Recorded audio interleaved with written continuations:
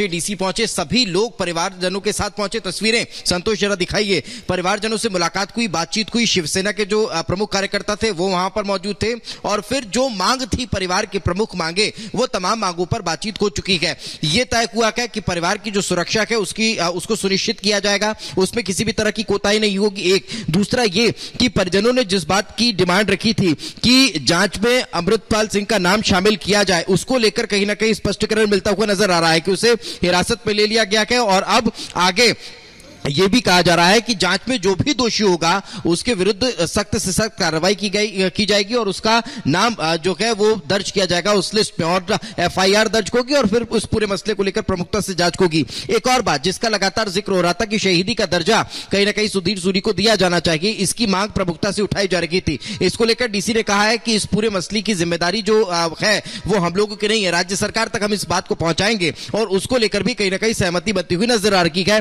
तमाम संगठन जो है इसकी मांग उठाएंगे कि शहीद का दर्जा सुधीर सूरी को दिया जाए। इसके अलावा अगर बात की जाए कि अंतिम संस्कार को लेकर जो सस्पेंस बना हुआ था, जो अड़चन बनी हुई थी इन तमाम मांगों को लेकर, तो वो भी अब स्पष्ट हो चुका है। कल दोपहर 12 बजे अंतिम संस्कार सुधीर सूरी का होगा और उनके घर से ही उनकी अंतिम यात्रा निकाली जाएगी।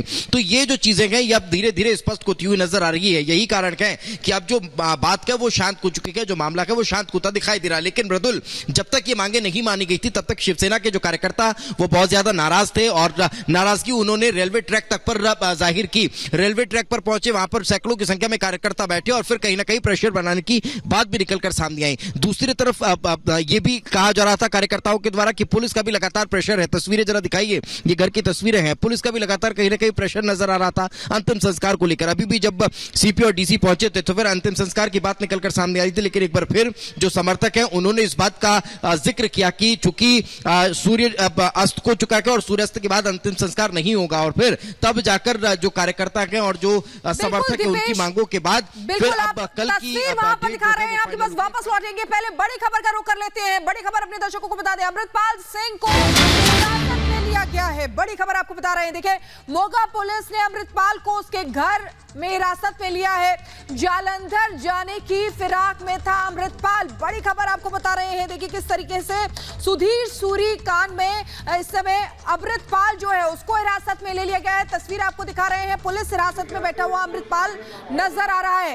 भागने की फिराक में यहां पर अमृतपाल था और आपको बता दें घर पर ही हाउस अरेस्ट किया गया है, लेकिन उसके बावजूद सवाल खड़े हो रहे हैं कि आखिर इतनी बड़ी घटना घट जाती है दीपेश, और इसलिए हमने देखा प्रदर्शन किया गया, ट्रेन तक रोकी गई और अभी भी परिवार वालों की मांग तो मान ली है पुलिस ने, लेकिन स्थितियां ठीक नहीं है।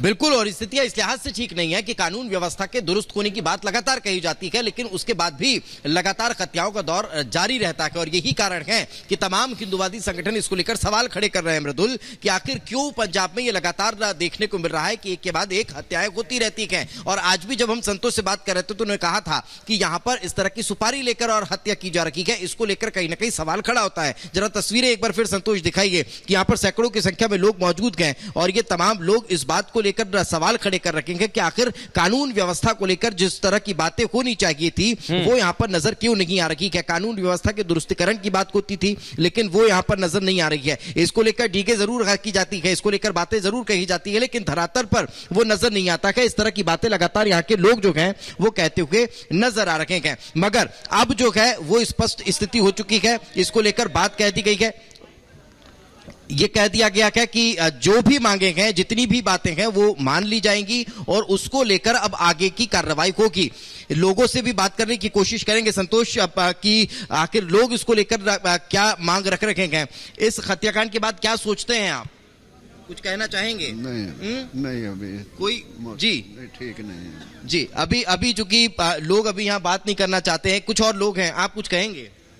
सबसे पहले जी मैं ये बताना चाहता हूँ आपके सारे दर्शकों को कि यहाँ पर जितने भी लोग आए हुए हैं वो किसी पार्टी के कारण नहीं, किसी संगठन के कारण नहीं, एक हिंदू की हत्या होने पर उसके मतलब जो प्रशासन के मौजूदगी में, पुलिस की मौजूदगी में जो हत्याकांड हुआ है, दिन दिहाड़े जो हुआ है, उसका रोष जताने के लिए आम घरों से आम पब्लिक जो थी वो निकल के आई है रोष जताने के लिए।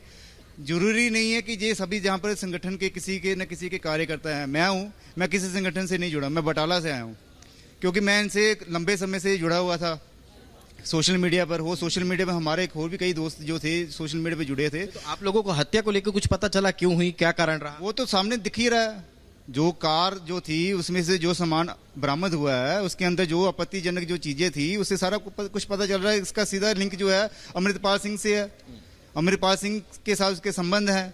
और अमृतपाल सिंह जो पिछले कई दिनों से जो पंजाब में जो अपने बयानों से पंजाब का माहौल बिगाड़ने का काम कर रहा था, उसका ये रिजल्ट आज आपके सामने है। कल जो हुआ है, हत्याकांड हुआ है, तो ये देखना कैसा जहर भरा जा रहा है। अमृत छिकाने की जगह जो कर रहे हैं वो एक धार्मिक मंच को लेकर, धार्मिक मंच के सहारा लेकर दरबार साहब के अंदर आप हथियार लेके जा रहे हो। कल को बिल्कुल दीपेश, मैं